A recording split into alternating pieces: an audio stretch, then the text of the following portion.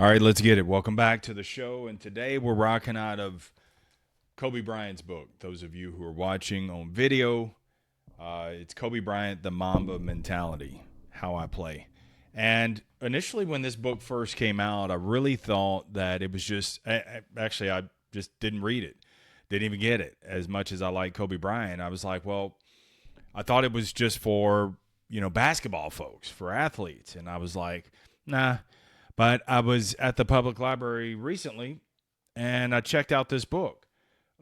Quick pro tip for you. Obviously, you can't underline things in the public library book or when you check it out from the public library, but you can dog ear them. And sometimes I'll put a little decimal point by a word, and then that way I go back to it. That way you get the best of both worlds, man. You're able to remember what you read, and then you can come back to it as time allows and kind of unpack it. And this is one of those this morning that I did. This is part of my random reading, and I was reading another section of the book, but when I closed it, I just opened it back up, and I guess because this spot was dog-eared, or maybe the universe said, this is what you need to write about today, this is what I'm going with. And he says early on, well, before I get into that, what I really like about this book, those of you who don't really like to read a lot, they're short little quips. So each page, I'm holding this up on the camera, so check it out on YouTube.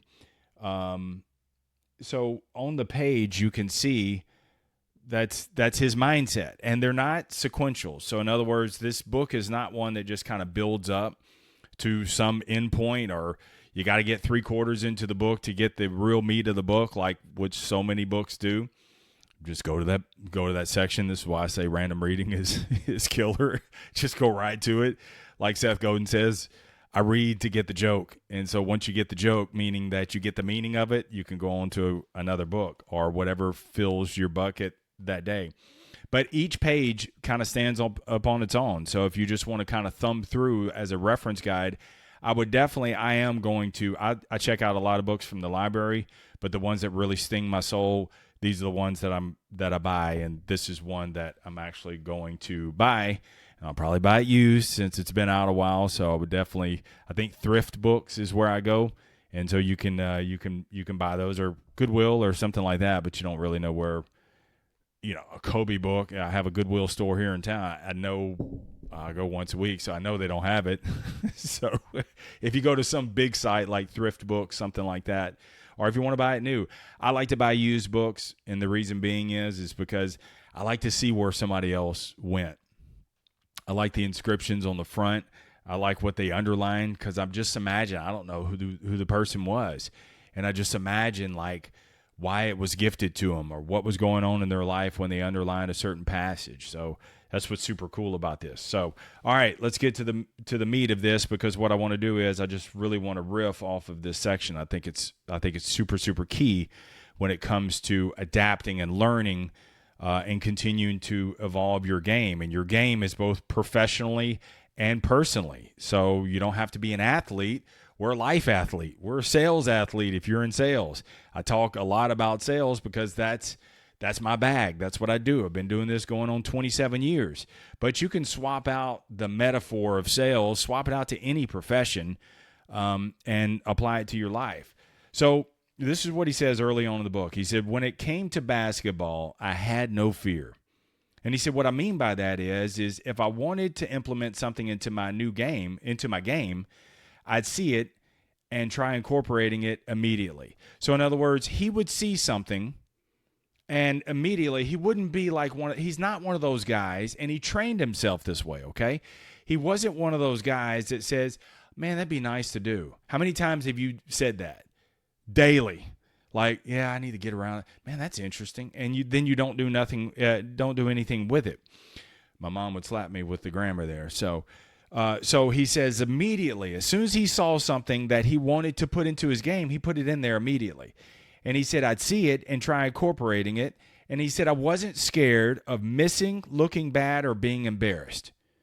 He said, that's because I always kept the result, the long game, in mind. See, what he was willing to do is he would see something, he would implement it, knowing he's not going to get it right away, but he would work that thing over and over again.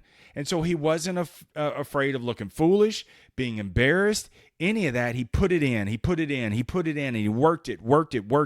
Kind of like, when you're shaping clay on a potter's wheel, or you got that bread. My dad likes to make bread. So when he puts that dough and he works it, he kneads that bread. That's what you have to do. Well, that's what Kobe did.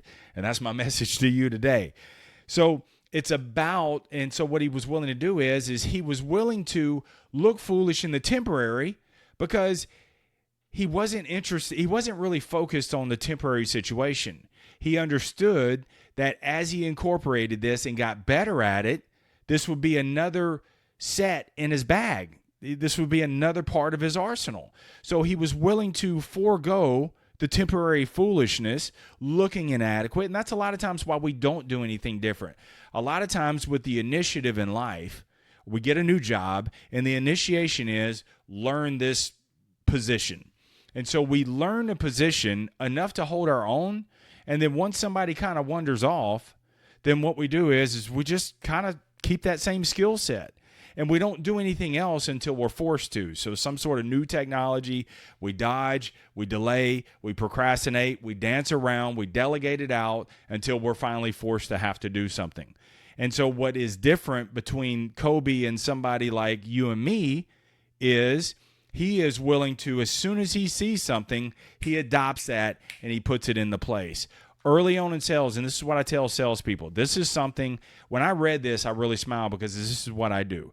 As soon as I see something and it resonates with me, I'm like, I'm running with that. I'm going with that.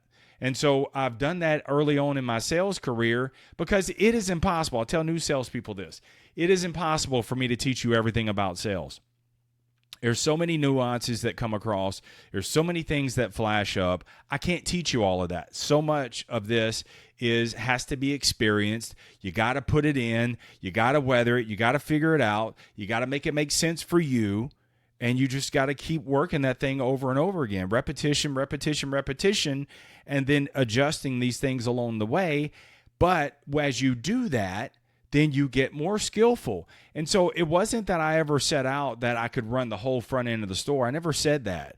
I just am curious. This is why curiosity is something I coach off of and stress to you about. Creativity, communication, confrontation. This is a form of confrontation because what he does is he doesn't delay. Kobe saw something and he immediately put it into his game, and then he understood that this is a long game. See, what you have to understand is this is a long, infinite game that you're playing. And so you got to play this thing and be willing to look foolish, be willing to look inadequate at times. But if you'll do that, it's just a suspension from your old experience. You learn that, then you attach it to your experience that you've had before, and now, bro, you are lethal. Back to the book. He said, if the price was a lot of work and a few missed shots, I was okay with that. I want to stress this. If the price was a lot of work and a few missed shots, I'm cool with that. So he was willing to miss the shots. He didn't look at the price necessarily of how's it going to play out. See, a lot of times that's what we do. Well, I mean, what's in it for me? There's a lot in it for you if you'll look at the price that you pay, a lot of hard work, the time that you put into it. If you look at it as just an investment into yourself, into your skill set, into continuously staying flexible. We got to stay fluid and flexible in our lives. As you age, then you start getting stiff. In the same way, professionally and personally as we age, we get stiff if we don't break outside these enough is enough. We don't break outside of what we've already learned. You got to stretch a little bit, man. And these are micro doses. These are little things you just pick up along the way. And so he was willing to pay the price because, look, the results are going to be what the results are. But I can tell you this, if you're aligned and you're putting in good quality effort and work and you're not worried about the result, it's going to come back in your favor. It will always come back in your favor. Not maybe how you expected it to, but there will be some sort of residual effect, and you use that, and then life may take a sudden direction. But because you were willing to just put that thing out there and continuously learn, then all of a sudden you're off to the races from there. Back to the book. He said, as a kid, I would work tirelessly on adding elements to my game. He was tirelessly about this. Now, here's the thing. If you're young listening to this, then adopt this mentality right now. If you are old, you are not excluded from this. You can adopt this right now. There are so many opportunities that you're going to face today, okay? And if you will just put your little big lips aside and you're feeling flush and your hives break out and you choke up a little bit, if you will push that aside and say, fuck it, man, I'm going to do it, you're going to realize it wasn't so bad, and you're going to feel better. You're going to feel more empowered. You're like, this is how you earn your freedom. This is how you earn your confidence. This is how you do more things. And so, look, if you're young or if you're older, if you're seasoned, start putting things into your game. He said, I would see something I liked on a person or a film, and then I would go practice it immediately. I would practice it more the next day, and I would go out and use it. This is key. And so what he said is I would see something. Now, later on in the book, he said I would see something, and then he would practice it. Here's what's interesting. Later on in the book, hopefully I dog-eared it. I did. Let's see if I can get to it real quick. Film study is all about detail. This is on page 28, just a few pages over. And he said, not only did I study what was on the film, he said, but I studied what was missing on the film. And I was like, oh, the gaps. That's genius. So he said, I looked at the nuances. I looked at how the play was supposed to be, or the tendencies, but also was aware of what was missing and what should have happened or shouldn't have happened. And so he looked at the spaces between the lines. That's what the unseen. And so when you're looking at something, don't just be head faked on what you see. What's the space? What's the opportunity? What should be there or shouldn't be there? And this is how he adopted his game. And I found that was super interesting. So he said, I would see something, I liked it on film, and I would go practice it immediately and do it over and over again. He wasn't a one-pump chump. He wasn't just, didn't work. Just because something doesn't work right now doesn't mean it won't work. It doesn't mean it's not working. It takes reps. It takes just stop putting some sort of timetable on it. If you believe in what you see and it makes sense to you, man, put it into your game. And I'm saying professionally and personally as well. He said, oh, this is key. He said, by the time I reached the league, I had a short learning curve. He said, I would see something, download it, and then I had it down pat. So meaning that because he had trained himself so much that when he got into the league, he could snap something really quick and implement it. So see, he's telling you this is a skill that if you work this tirelessly all the time and just put it in and you'll do this, then what you're going to be able to do is the learning curve is going to start like way wide, and then it's going to continuously get tighter and tighter and tighter. Case in point, last night I was talking to my daughter when I came home, and she was doing some sort of dance move. She's like, I got it down pat in no time. And I'm like, man, V, my wife, I'm like, man, she's still trying to learn that. And she's like, well, that's the benefit that I get from years of cheer, because she had to learn things on the fly, the choreography. So they would put something in there real quick, and they had to do it, perform it flawlessly. And so it's that skill set that she's able to now use, and she can use this in any area of her life. Same thing with Kobe. In his aspect, it was basketball. So he would do these moves, but it would shorten the time frame. So even if something was new and he liked it, he could get real proficient at it real quick. You know, it's kind of like, I was thinking about this morning. It's kind of like I had a buddy I used to play golf with when I play golf. I don't play golf anymore. But when I play golf, and I told him one day, I said, bro, you need 2 clubs in your bag. That's all you need. You need a 3-wood and a putter, because that's the only damn thing you use. See, he had all these other irons in his bag, but because he would duff shots, he would look foolish, and because he couldn't hit them straight or know how to really work them, then he just wouldn't use them at all. He did the thing that was comfortable for him, which was the putter and the 3-wood. That's the only thing that he actually, literally, that's the only, it didn't matter where he was, off the tee box, in the fairway, in the sand trap, it didn't matter. He used a 3-wood. I'm like, and he, he was okay, but I'm like, as I was thinking about this morning, that's what we do in our lives. We use 2 clubs. We use 2 clubs and that is it. And we have all these irons in our bag, yet we don't use them because we don't want to look foolish, because it means we have to learn, because it's uncomfortable, because we're going to look inadequate, because the way I'm doing it is working. It's working, man, but what else could work for you too? How much more powerful will your life be if you could amp this up?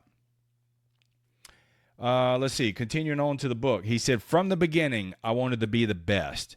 And you know what? I looked up the word best. When you're reading stuff like this, don't just take best at face value. Like, look it up. I asked Siri, I'm like, what does best mean?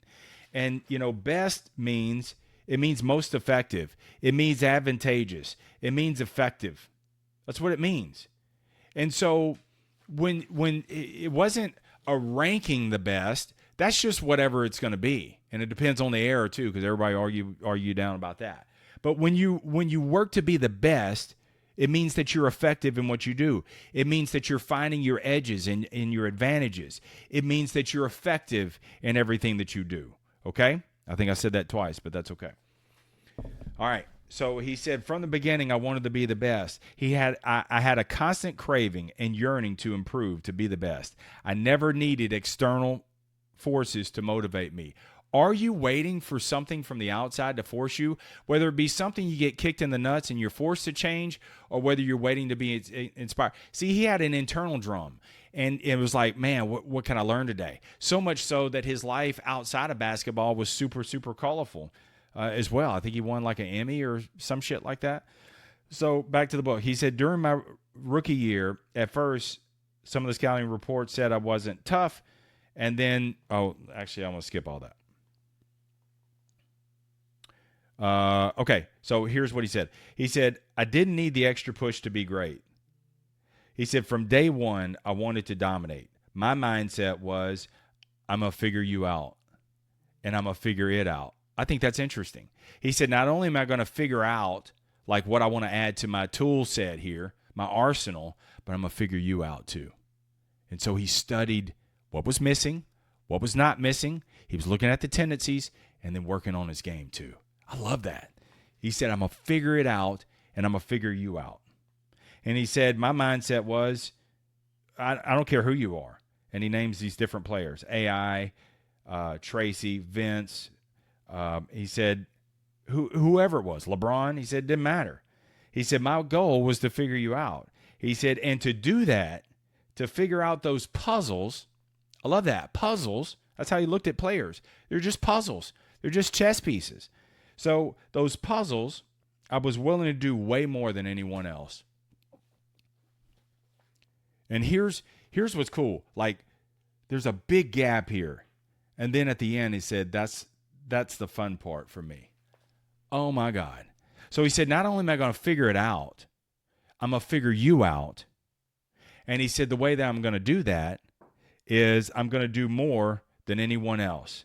And that was the fun part for me. See, he made this super, super fun. He said, that was the fun part for me. See, learning can be fun. Why look at learning as an event? Why look at it as an initiation? And why not? This is why I love random reading every single day. This is why I like sharing something with you every single day. The reason being is it's fun. It primes my mind. It gets me conditioned. I'm ready to go. And bro, when I walk outside these doors, fuck, bro, I'm ready.